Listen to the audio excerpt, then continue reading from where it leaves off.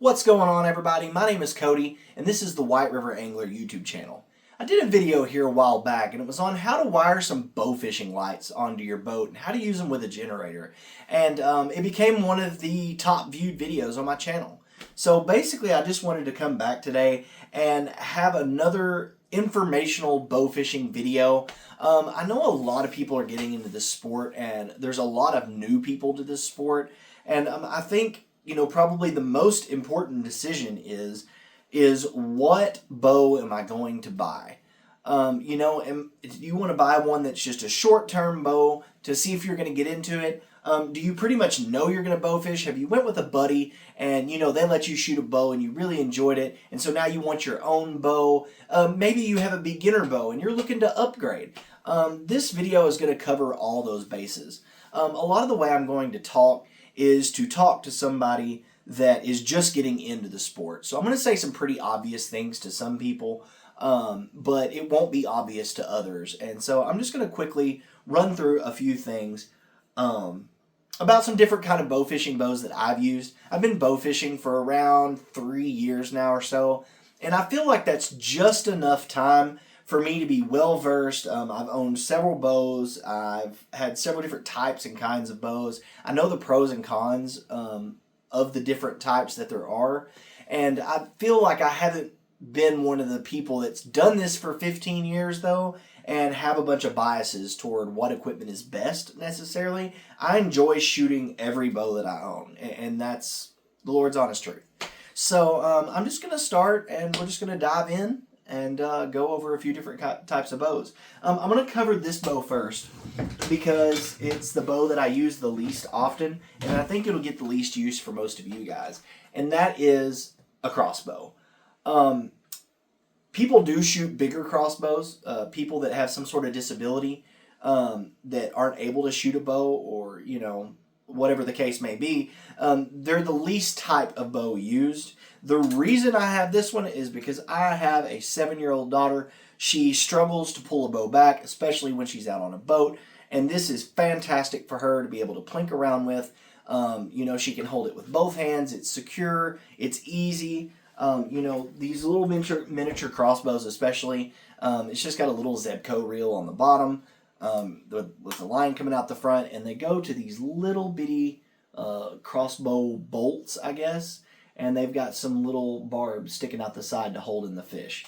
Obviously, the pros of this, you don't have to pull it back. You aim, shoot, that's it. That's the best pro of this. They're simple to operate.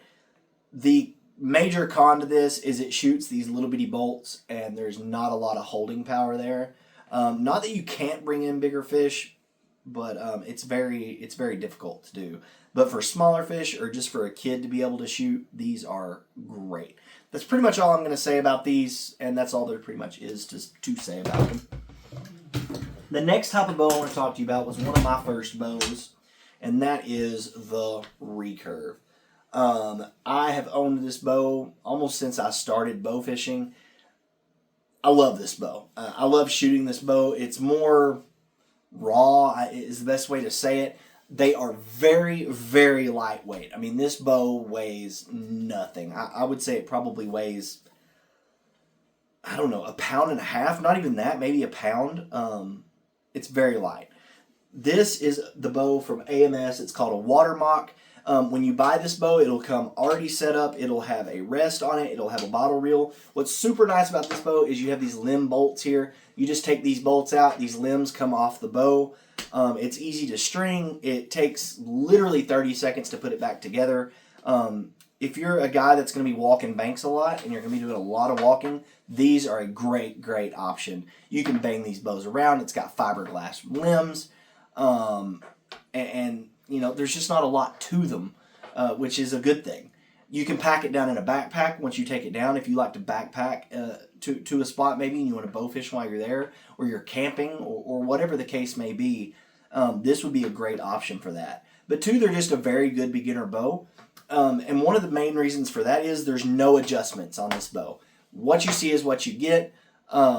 With a recurve, again, this is just for people that are brand new maybe to even bows. With a recurve, you have these reflexed limbs, and there's no let off. So once you pull the bow, when you start pulling back on that string, it's a constant pull all the way to the back. And I think this bow is 45 pounds. Yeah, it's 45-pound bow. And whatever your draw length is, you're still going to get power out of this bow. Obviously, the further you draw it back, the more power you're going to get out of it. But if you have a 20-inch draw length, or you're somebody like me that's got a 31-inch draw length, this is going to be a great bow for you because you don't have to adjust anything. There's no draw length adjustment. There's no poundage adjustment. What you see is what you get with that bow. I'm going to talk about reels in a different video, but it also comes with a bottle reel, which is also very simple to operate. You just bolt it to the bow and it's ready to go. But I'll talk about reels and bow accessories in an upcoming video.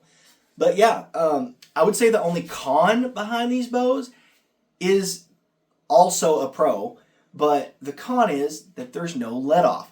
So, when you pull this bow, you're holding the full weight of the string the entire time this bow's back. It makes it very nice for snap shooting. And again, for the new people, snap shooting is when a fish maybe runs out super fast. You don't have time to come to that full draw, aim, and then shoot. We do something called instinctive shooting. So there's no sights on the bow. So the fish runs out, you pull back maybe to half draw, 3/4 draw, and you let the string go. It's very quick that way. The only thing that I had a problem with shooting this bow is I got to where I snapshot everything. So when it came to the bigger fish, I never got that full draw. So I didn't feel like my penetration was as good. But the reason for that is because I wasn't coming to that full draw. I got in the habit of just snap shooting this bow just because it's so easy to do. And so I didn't get full penetration. It's the only reason, honestly, I probably ever moved on in the first place when I was first starting out bow fishing was because I was having penetration issues. And it was more a me issue than it was the bow issue. Like I said, that comes from AMS. Obviously, I'm not sponsored by anybody, but a fantastic kit. I think it's around $250. It comes with the bottle reel. It comes with a rest, and it's just ready to shoot. After you put it together out of the box, it's ready to shoot. So that's all we're going to talk about the recurve. Great bow. Great bow to start out with, especially if you don't want to deal with any kind of adjustments. The next one we're going to talk about is called a compound bow, or as bow fishermen call them a lot of times, a wheel bow. Wheel bows have cams. It can also be called a cammed bow, but they have cams on either end, and what those cams allow you to do is to have let off. So basically, when I first pulled this bow, I've got the full weight. I think this bow's set to around 30 pounds or so, maybe 25, I don't remember. But when you first pull this bow, you're taking the full weight of the string right there. I've got the full weight. Once I get to about here in my draw cycle, did you see that move right there at the very back? That's your let off. And now there's only about 60 to 65% of the poundage that I had before has been let off the bow. So I'm holding a lot less weight, whereas before I was holding 30 pounds, now I might be holding 10 pounds or so. So that's what's super nice about these, especially when you're fishing something like Asian carp and, they're jumping and you need to stay at draw waiting on one to jump. That makes it very nice. You're not going to do that with the recurve. I don't care who you are, how strong you are. You're not going to sit there and hold that bow back for a extended amount of time without your arm getting really, really tired. So these are super nice for that. They're super smooth drawing. The ones that I have are from Muzzy. These are the Muzzy Vice. I believe this is the V1. I think that's the V2 that I have in the floor there. There's not much changes, if any, between the two. When you're talking about wheel bows and bow fishing, there's that bottle reel I was talking about before that come on the recurve. But when you're talking about bow fishing, compound bows, wheel bows, cam bows, whatever you want to call them, the only difference between these and a hunting bow is the cam itself. The cam is designed on a bow fishing specific bow to give you slightly more speed if you only half draw. So I personally do not like trying to snap shoot with these bows. It's not as comfortable for me. I know a lot of guys that do it. I know a lot of guys that are great at it. Me personally, I'm not great at it. It's much harder to snap shoot and know how much poundage you're getting. With my bow that I'm fixing to show you in a minute that I shoot with every day, I know on this size fish I can get away with this size draw without my arrow blowing completely through the fish, which is a totally different problem. It's the reason we shoot, so low poundage on our bows, is we don't want the arrow to always blow through the fish. We want it to go halfway through the fish, stop, and that's much better for us. But I think these are probably one of the better beginner bows, because they'll last you longer. I think you feel like you don't need to upgrade from this longer. They are fully adjustable. You can adjust the draw length, which you'll want to definitely do that so it's more comfortable for you to shoot. But like when I draw here, you see that comes straight back to the corner of my mouth. This bow is set up for me. But if I give this to a 12-year-old that's got a 22-inch draw, a 21-inch draw, obviously it's not going to be very comfortable for them to shoot. They're going to have their hand way back behind their head when they're at full draw. There's little bolts here. All you do is loosen the limbs on this bow, and you can take the little bolt out and adjust your draw length depending on what hole you put it in the cam. And then your draw weight is simply how tight or loose you have the limb bolts. As you can see, this one's pretty gapped out. I've got this one turned pretty far down. My wife was shooting it previously, and she shoots about the same draw length that I do. So, yeah, that's pretty much all there is to say about wheel bows. Like I said, they're tough. Oh, that's another thing about the cams that I forgot. A lot of times the cam on a bow fishing bow, this groove right here where you see the string setting in is much, much deeper. And what that does is, since we're shooting with our fingers, we have the tendency sometimes maybe we're trying to get over the edge of the boat, or we're shooting at an awkward angle, and maybe when we pull back the bow, we twist our hand a little bit. On a regular bow, what that can do is lift this string out of the cam, and it can cause some really major issues when that happens. So having those deeper, string pockets in your cam can really make a big difference, especially for new shooters, because they tend to torque their hand a lot more as they're pulling. Maybe they turn their hand over.